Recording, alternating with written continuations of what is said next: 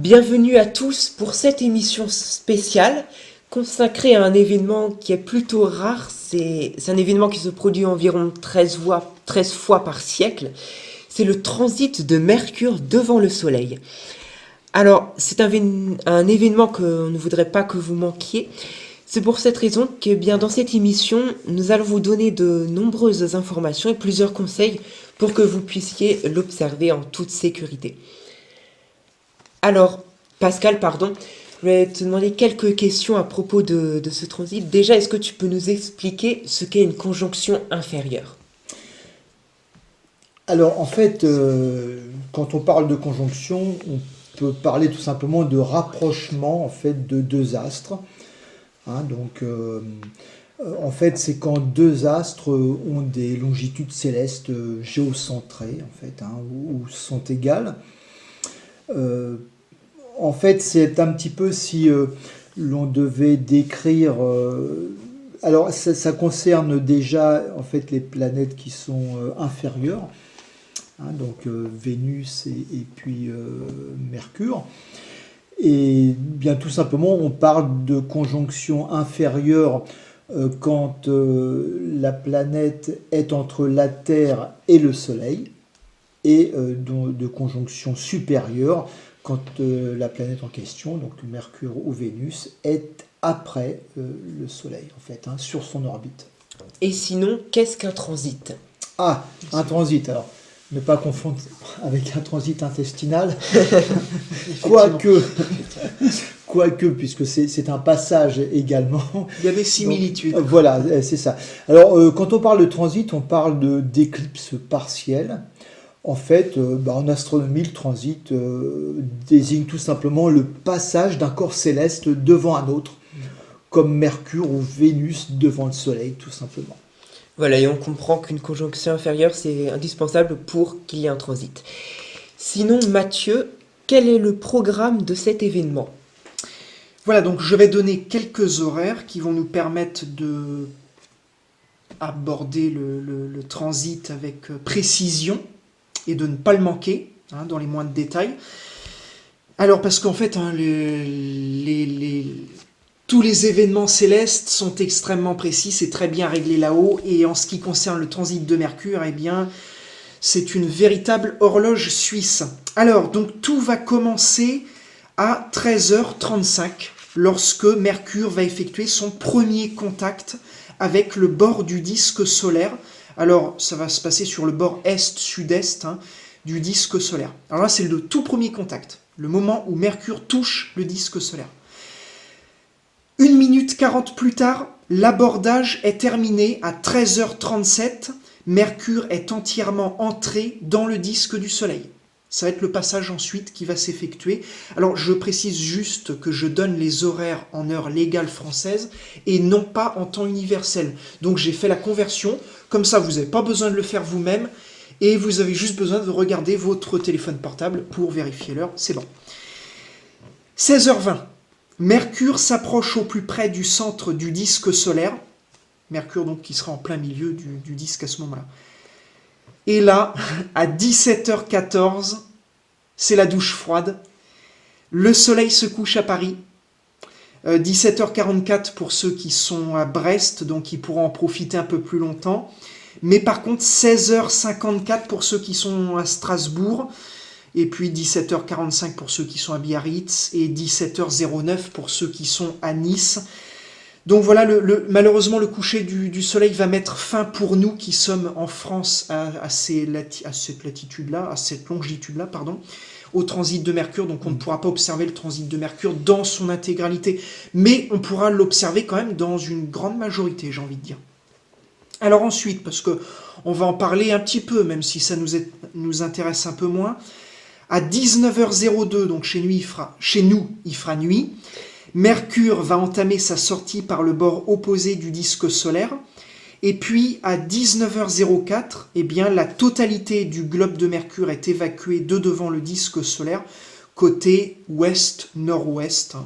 Voilà. Donc, en gros, la totalité du transit dure 5h29 minutes, très précisément. Et, comme je viens de le dire, On ne pourra pas observer la totalité du transit chez nous en France. Par contre, là où le transit sera visible dans sa totalité, eh bien, c'est en Amérique du Sud et une partie de l'Amérique du Nord côté Est. Voilà, donc à New York, ils seront aussi aux premières loges. Sinon, le dernier transit date de quand? Alors, ah oui, le dernier transit de Mercure. Alors, il y en a eu... Alors, le tout dernier, il date du 9 mai 2016, hein, puisque, voilà, c'est ça, 9 mai 2016. Ça s'était passé entre 13h12 et 20h40 en France, donc c'est à peu près pareil que le transit du 11 novembre, sauf qu'en mai, les jours durent un peu plus longtemps, et du coup, on avait pu l'observer à peu près dans son intégralité en France. Voilà. Donc c'était intéressant. Et effectivement. Quand sera le prochain transit de Mercure? Donc on l'attend pour le 13 novembre 2032 au matin. C'est pas tout de suite. Donc si on peut éviter de louper le transit du 11 novembre, ça serait bien. Ce serait dommage, oui. Malheureusement, la météo se chargera de nous le dire. Ça, voilà, on ne sait pas vraiment encore. Sinon, est-ce que Mercure, c'est la seule planète à effectuer un transit devant le Soleil? Ah non, il y a aussi Vénus, puisqu'en fait, on parlait tout à l'heure des conjonctions inférieures des transits. Pascal on a donné une petite définition. Non, en fait, toutes les planètes intérieures à l'orbite de la Terre, en l'occurrence Mercure et Vénus, il n'y en a que deux, hein, sont susceptibles d'effectuer un transit devant le Soleil, puisque leur orbite le permet. Alors par contre, Vénus, c'est un peu moins souvent que Mercure. Mercure, il y a à peu près 14 transits. Il y a eu à peu près 14 transits au XXe siècle, et il y en a 14 autres qui sont à l'agenda du XXIe siècle. Donc c'est quand même assez régulier, même si c'est pas tous les ans non plus. Maintenant, pour Vénus, en moyenne, il n'y en a que 2 par siècle, et qui sont rapprochés à chaque fois d'environ 8 ans. Donc c'est ce qu'on appelle des paires de transits. Les derniers transits de Vénus étaient les 8 juin 2004 et 2012, 8 et 6 juin 2004 et 2012, qui étaient donc entièrement visibles pour celle du 8 juin 2004 et partiellement visibles pour celle du 6 juin 2012 en France. Alors moi, j'ai pas eu l'occasion de les observer. Par contre, j'ai observé effectivement le transit de Mercure devant le Soleil, donc, qui avait eu lieu le 9 mai 2016. Malheureusement, l'observation du Soleil que j'avais faite ce jour-là, j'avais pris toute ma journée pour ça, et j'ai été fortement déçu puisque l'observation du Soleil était fortement altérée par un ciel très nuageux, à pluvieux même. Les éclaircies étaient très rares, mais j'ai quand même aperçu Mercure et une petite tache solaire en supplément, sachant que à ce moment-là, j'avais commandé mon filtre solaire, mon premier filtre solaire, et il n'était pas encore arrivé, donc j'ai dû bricoler un petit peu pour me trouver un filtre solaire plus ou moins sécurisant, plus ou moins légal, on va dire. Je déconseille de le faire. Moi, j'avais utilisé en fait un filtre à soudure sur mon télescope de 150 mm. C'est quelque chose de très dangereux. D'ailleurs, lors de ma première observation test du Soleil, j'avais grillé un de mes oculaires.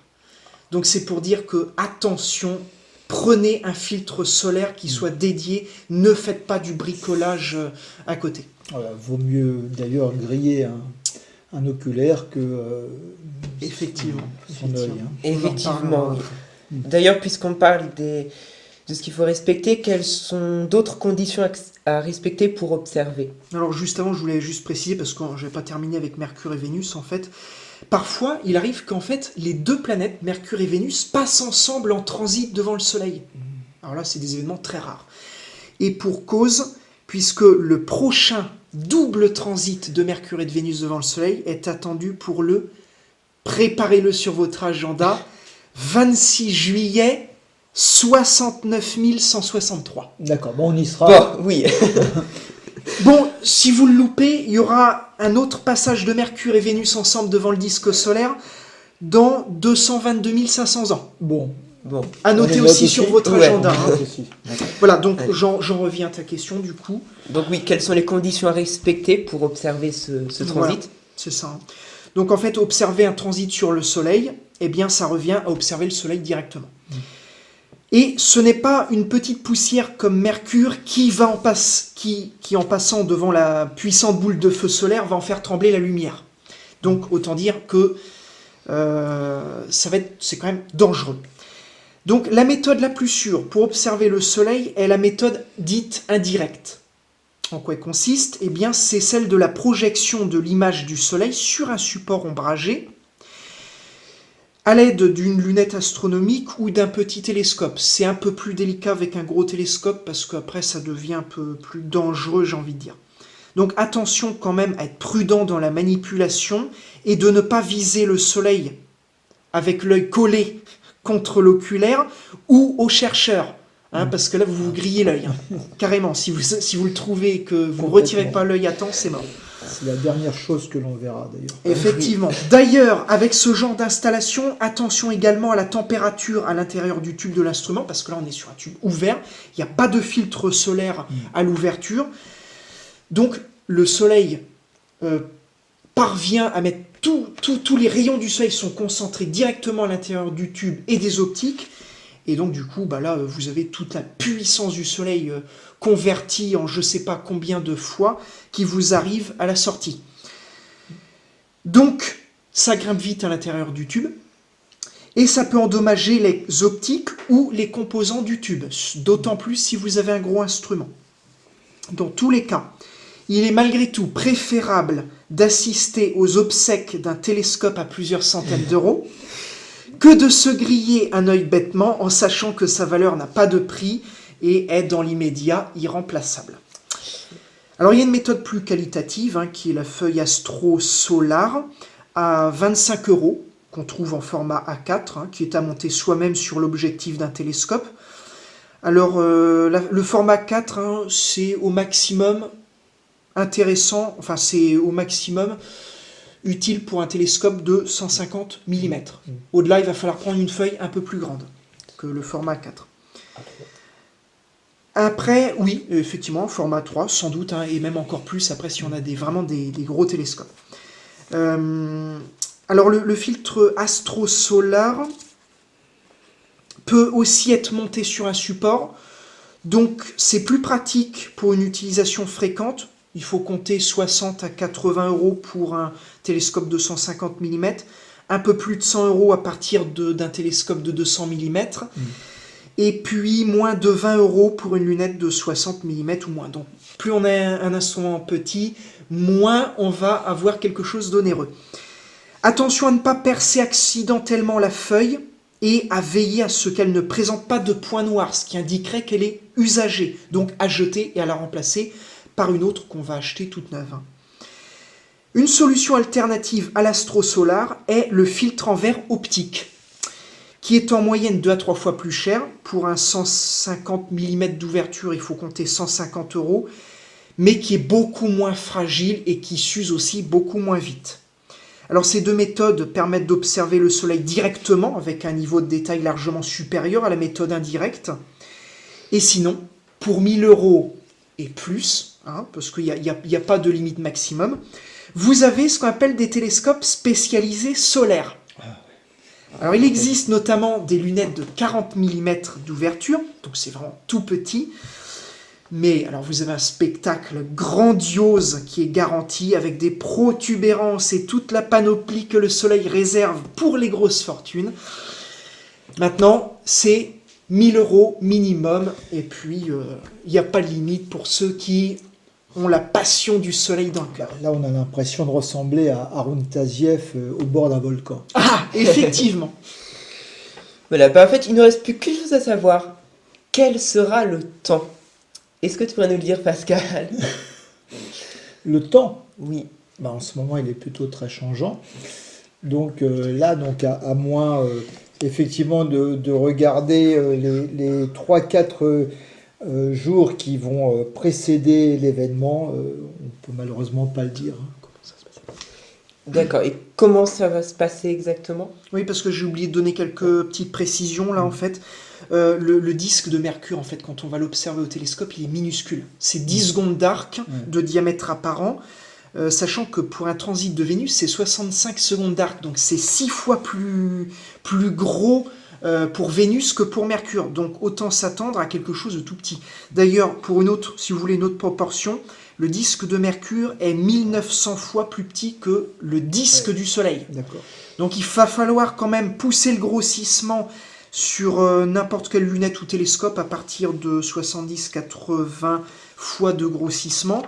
Maintenant, effectivement, c'est impossible d'observer à l'œil nu, parce que Mercure sera beaucoup trop petit, vous ne verrez rien, peut-être de grosses taches solaires, mais à mon avis, à cette époque-là, il ne va rien se passer de ce côté-là.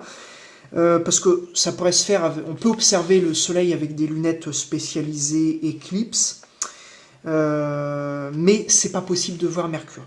Maintenant, c'est possible, mais difficilement avec une paire de jumelles de 10 x 50, par exemple, standardisée, préalablement filtrée avec de petites feuilles astrosolaires sur les 2 objectifs des jumelles. Attention à le faire aussi, pas observer le Soleil aux jumelles sans protection. Bien sûr. Et puis donc, je voulais également préciser qu'avec une lunette astronomique, c'est-à-dire un réfracteur, Mercure surgira donc sur le côté gauche du Soleil et disparaîtra après avoir traversé le Soleil sur son côté droit. Par contre, dans un télescope réflecteur, et l'inversion des images dues au système optique, eh bien ce sera l'inverse. Donc là, en fait, Mercure surgira sur le côté droit et disparaîtra après avoir traversé le Soleil sur son côté gauche. Voilà, des petites infos, des petits détails, mais qui sont très utiles. Voilà, et il ne reste plus qu'à espérer que le temps soit favorable à ce transit. Ben voilà. Et donc, si vous voulez en savoir plus sur les précautions à prendre pour observer le Soleil, parce que c'est quand même quelque chose d'assez dangereux, on avait fait une émission spéciale sur ça, pour l'observation du Soleil, et on vous invite donc à la regarder, c'est sur notre chaîne, dans notre playlist. Voilà donc... Playlist émission spéciale. Voilà donc pour cette émission spéciale. Si vous avez l'occasion de pouvoir observer ce transit, n'hésitez pas aussi à prendre de belles photos, ce sera très intéressant, notamment aussi à partager sur Internet. Et de joindre les commentaires. C'est Voilà, ça, exactement. exactement.